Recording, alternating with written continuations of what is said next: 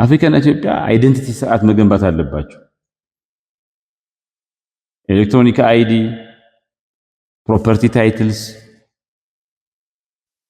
የሚታመኑ በህዝብ ዘንድ ከፍተኛ አመኔታን የተጎናጸፉ ተቋማትን መገንባት አለብን። የፍትህ፣ የባንክ ንብረት መሬት የሚመዘግቡ ተቋማት እንደዚሁም የምርታማነትና የተጠያቂነት ስርዓት የተጠያቂነት ባህል የሰፈነበት ስርዓት መገንባት አለብን። አካታች የሆነ ፖለቲካዊና ህጋዊ ተቋማት አካታች የሆነ ፖለቲካዊና ህጋዊ ለውጥ እንዲመጣም መፍቀድ አለብን ማለት ነው። ሄርናንዶ ደሴቶ ትላንት እንደነገርኳችሁ ሁለት በጣም ኢንተረስቲንግ መጽሐፎች አሉት። አንደኛ ዘ አዘር ፓዝ ይባላል። ሁለተኛው ዘ ሚስትሪ ኦፍ ካፒታል ዋይ ካፒታሊዝም ትራምፕስ ዘ ዌስት ኤንድ ፌልስ ኤቭሪዌር ኤልስ። ለምንድን ነው ካፒታሊዝም የሚባለው ነገር በምዕራቡ ዓለም ሲበቅልና ሲያድግ በሌሎቹ ላይ መብቀልና ማደግ የተሳነው የሚለው ጥያቄ ጠይቆ መልሱን ለማግኘት የሞከረበትን ሄርናንዶ ደሴቶ የአይደንቲቲ ስርዓት እና የንብረት ባለቤትነት መብት በኢኮኖሚ እድገት ውስጥ የሚጫወተውን ቁልፍ ሚና የሚዳስስ ምሁር ነው።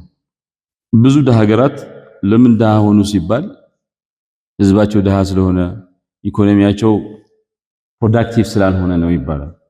ደሴቶ ለዚህ የተለየ መልስ አለው። ታዳጊ ሀገራት ላለፈው 60 ምናምን ዓመት 1.5 ትሪሊዮን ዶላር ምናምን ያልበለጠ ከሀብታም ሀገራት እርዳታ አግኝተዋል። ደሴቶ የሚለው ግን ታዳጊ ሀገራት ከውጭ ያገኙት እርዳታ በጥፍ የሚበልጥ ሀብት አላቸው። ዴድ ካፒታል የሆነ ኢንፎርማል ኢኮኖሚ ውስጥ ያለ ኤክስፓንድድ ማርኬት ውስጥ የማይሳተፍ ተጨማሪ ሀብት የማይበቅል መካን ካፒታል አላቸው። የሞተ ካፒታል አላቸው። ይሄን ለመቀስቀስ ፎርማላይዝ በማድረግ መደበኛ ካፒታል በማድረግ ብቻ እስካሁን ካገኙት እርዳታ በጥፍ የሚበልጥ ኢኮኖሚያዊ አቅም ማግኘት ይችላሉ ይላል። ደሃ ሀገራት ውስጥ ያለ ሰውም አሴት አለው። ግን አሴቱ ንብረት አለው። ግን የንብረቱ ባለቤት እንደሆነ የሚያደርግ በሰዓት ዶክመንቴሽን የለውም፣ ሬጅስትሪ የለውም።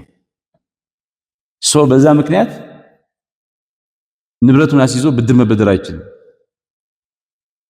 ኢንቨስት ማድረግ አይችልም። ንብረቱ ላይ ህጋዊ ጥበቃ አይደረግለትም። ለምን? በህግ አይን፣ በገበያ አይን ወይም ደግሞ በመንግስት አይን አንድ ሰው ህጋዊ ማንነት ከሌለው እንደሌለ ይቆጠራል። ዶንት ኤግዚስት። ካፒታሊዝም ፋንክሽን የሚያደርገው ካፒታሊዝም የሚባለው ነገር የሚሰራው ሰውና ንብረቱ የሚታይ ሲሆን ነው፣ ቪዚብል ሲሆን ነው፣ የሚረጋገጥ ሲሆን ነው። ሰውም ንብረቱም ሰውም የማይመዘገብ የሚወለደውም የሚሞተውም ካልተመዘገበ ንብረቱም ካልተመዘገበ ሁለቱም አይታዩም ማለት ነው። ማን የምንድነው መቼ ተወለደ ምናምን ይሄ ንብረት የማን ነው የሚለው ማረጋገጫ ስርዓት የለም። ፕሩቭ ሊደረግ አይችልም። ካፒታሊዝም እንትን አይልም ማለት ነው። ሚስጥሩ ያለው የካፒታሊዝም ሚስጥር ያለው በንብረቱ ላይ አይደለም፣ በቤቱ ላይ አይደለም፣ በአይዲው ላይ አይደለም።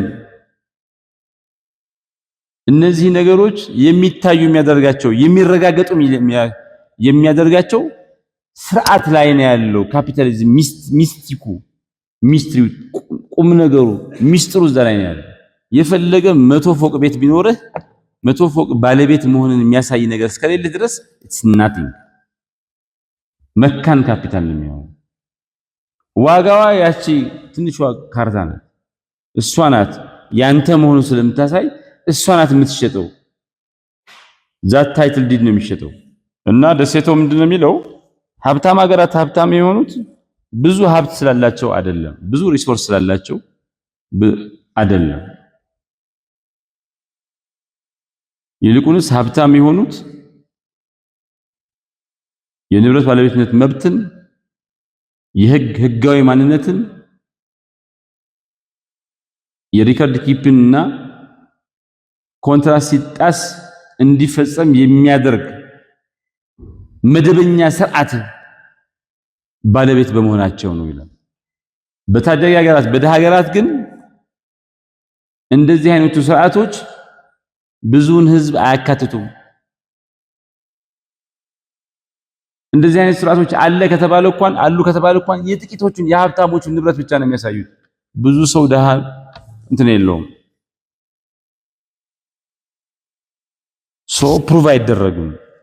ዴድ ካፒታል ማለት ንብረት ነው፣ አይዲ ነው፣ ምንድን ነው? መሬት ሊሆን ይችላል፣ ህንፃ ሊሆን ይችላል፣ ቢዝነስ ሊሆን ይችላል። በተግባር አለ፣ ህንፃው አለ ይታያል። በህግ ግን የለም። ሊግል ተርምስ የለም። ፕሩቭን አይደረግም።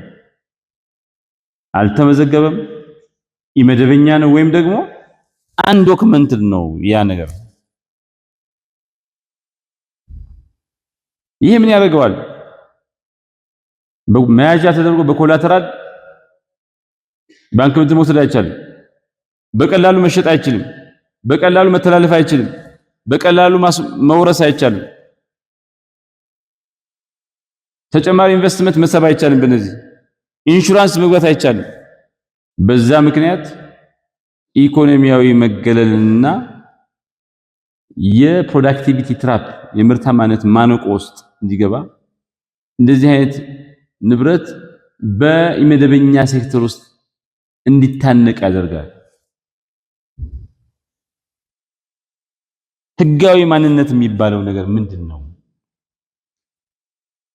ያለ አይደንቲቲ ያለ ማንነት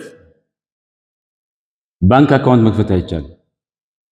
ባለቤትነትን ማሳየት አትችልም። ፍርድ ቤት ተከሰህ ራስህ መከላከል አትችልም።